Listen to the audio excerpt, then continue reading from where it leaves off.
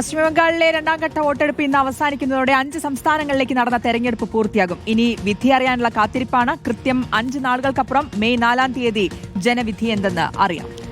കേരളത്തിൽ ഭരണ തുടർച്ച ഉണ്ടാകുമെന്ന പ്രതീക്ഷയിലാണ് LDF ഉള്ളത്. മികച്ച മുന്നേറ്റമുണ്ടാക്കി ഭരണം തിരിച്ചുപിടിക്കാൻ കഴിയും എന്നാണ് UDF ക്യാമ്പിന്റെ ആത്മവിശ്വാസം. വൻ മുന്നേറ്റം NDAയും പ്രതീക്ഷിക്കുന്നുണ്ട്. പല മണ്ഡലങ്ങളിലും നമുക്കറിയാം ഇത്തവണ തീപാറും പോരാട്ടമാണ് നടന്നത്. ഇന്നത്തെ വോട്ടെടുപ്പ് കൂടി കഴിയുന്നതോടെ എക്സിറ്റ് പോൾ പ്രവചനങ്ങൾ വൈകിട്ട് പുറത്തുവരാൻ പോകുന്നു. റഹീസ് റഷീദ് വിവരങ്ങളുമായി നമുക്കൊപ്പം തിരുവനന്തപുരത്ത് നിന്ന് ചേരുന്നുണ്ട്. റഹീസ്, വോട്ടുകളൊക്കെ നേരത്തെ തന്നെ പെട്ടിയിലായതാണ്. പക്ഷേ ആ പെട്ടി തുറക്കും മുമ്പുള്ള ഒരു നെഞ്ചിടിപ്പുണ്ട്. അത് മുന്നണികൾ എത്രത്തോളം ആത്മവിശ്വാസം ഈ ഘട്ടത്തിൽ വെച്ചു പുലർത്തുന്നുണ്ട്. മറ്റൊന്ന് എക്സിറ്റ് പോളിന്റെ കാര്യമാണ്. ഇന്ന് ബംഗാളിലെ വോട്ടെടുപ്പ് കൂടി പൂർത്തിയാവുന്നതോടുകൂടി 5 സംസ്ഥാനങ്ങളിലെ വോട്ടെടുപ്പിന്റെ പ്രക്രിയ പൂർത്തിയാവുകയാണ്. അതിനുശേഷം വരാൻ പോകുന്നു എക്സിറ്റ് പോൾ ഫലങ്ങൾ. നേരത്തെ നമ്മൾ പറഞ്ഞതുപോലെ എക്സിറ്റ് പോളുകൾ തെറ്റാറുണ്ട്, ശരിയാവാറുണ്ട്. പക്ഷേ അതൊരു വലിയ രാഷ്ട്രീയ ആകാംക്ഷയും കൗതുകവുമാണ്. റഹീസ് റഷീദ്. അരിജിത്ത്, ഉറപ്പായിട്ടും രാഷ്ട്രീയ പാർട്ടികളെയും സ്ഥാനാർത്ഥികളെയും മുന്നണികളെയും സംബന്ധിച്ച് നെഞ്ചിടിപ്പ് കൂടി വരുന്ന ഒരവസ്ഥയാണ് ഇനിയുള്ള ദിവസങ്ങളിൽ. വോട്ടെടുപ്പ് കഴിഞ്ഞ് അതിനകത്ത് എന്തായിരിക്കും, ജനവിധി എന്തായിരിക്കും എന്നറിയാനുള്ള ആകാംക്ഷയിൽ കഴിയുകയാണ്. 5 ദിവസം മാത്രമാണ് ഇനി ബാക്കിയുള്ളത്.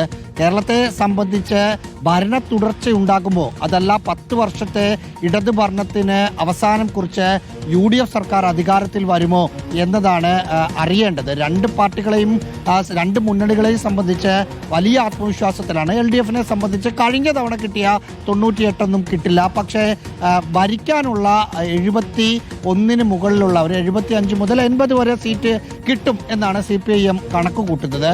UDFനെ സംബന്ധിച്ച് 80 മുകളിലാണ്, കുറഞ്ഞത് 80 മുകളിലുള്ള സീറ്റുകളിൽ ഭരണം കിട്ടുമെന്ന് അവർ അമിതമായ ആത്മവിശ്വാസം പ്രകടിപ്പിക്കുന്നു. അതുകൊണ്ടാണ് മുഖ്യമന്ത്രി ചർച്ചകളിലേക്കും മന്ത്രിമാരെ തീരുമാനിക്കുന്ന ചർച്ചകളിലേക്കുമൊക്കെ കടന്നിരിക്കുന്നത്. NDA സംബന്ധിച്ച് വോട്ടെടുപ്പിന് മുമ്പ് ഉണ്ടായിരുന്ന ഒരു ആത്മവിശ്വാസം വോട്ടെടുപ്പിന് ശേഷം അവർ പ്രകടിപ്പിക്കുന്നില്ല. ലോക്സഭാ തെരഞ്ഞെടുപ്പിൽ 13 നിയമസഭാ മണ്ഡലങ്ങളിൽ ഒന്നാമതെത്തിയ BJP 10 വിജയിക്കും എന്നായിരുന്നു അവകാശപ്പെട്ടിരുന്നത്. പക്ഷേ ഇപ്പോൾ അവകാശവാദം തിരുവനന്തപുരത്തെ നേമത്തും കഴക്കൂട്ടത്തുമായി മാത്രം ഒതുക്കിയിട്ടുണ്ട്. മുമ്പ് ഉറപ്പായി വിജയിക്കുമെന്ന് പറഞ്ഞ പാലക്കാടോ മഞ്ചേശ്വരമോ അതല്ലെങ്കിൽ കാസർഗോഡോ പാല പോലുള്ള സീറ്റുകളിലൊന്നും അത്തരത്തിൽ വിജയിക്കുമെന്നൊരു അവകാശവാദത്തിലേക്ക് BJP അങ്ങനെ കടക്കുന്നില്ല എന്നത് ശ്രദ്ധേയമാണ്. എങ്കിൽ പോലും കുറച്ചധികം മണ്ഡലങ്ങളിൽ വോട്ട് വിഹിതം കൂട്ടാനുള്ള സാധ്യത കാണുന്നുമുണ്ട്. ശരി, റഹീസ് റഷീദ് വിവരങ്ങൾ പങ്കുവെക്കുകയായിരുന്നു. എന്തായാലും എല്ലാവരും കാത്തിരിക്കുകയാണ്. ഇനി 5 നാളിന്റെ ദൂരം മാത്രമാണ്. കേരളം ആര് ഭരിക്കും? ഭരണ തുടർച്ചയാണോ അതോ 10 വർഷത്തെ